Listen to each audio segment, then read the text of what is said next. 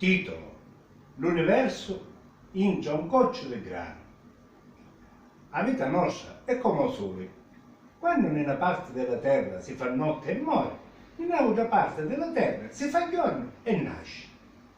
La terra e il tempo hanno tante cose in comune, cambiano sempre, una in base alle stagioni, l'altra col passaggio degli ore.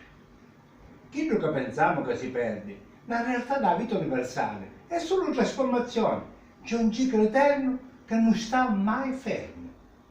Quello che vediamo nel cielo è difficile di capire, ma se ci facciamo caso, lo specchio del cielo è pure nel mondo delle vite. Un corpo umano è un piccolo universo. Mangiamo quasi morte per campare. Campiamo solo digerendo la morte e tutto quello che diventa merda è un ottimo concime per la terra.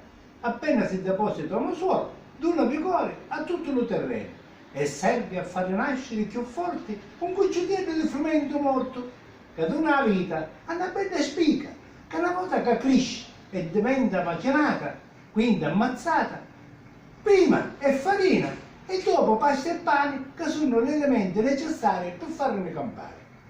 In conclusione, la vita si mantiene con la morte, ma la morte è necessaria per generare la vita.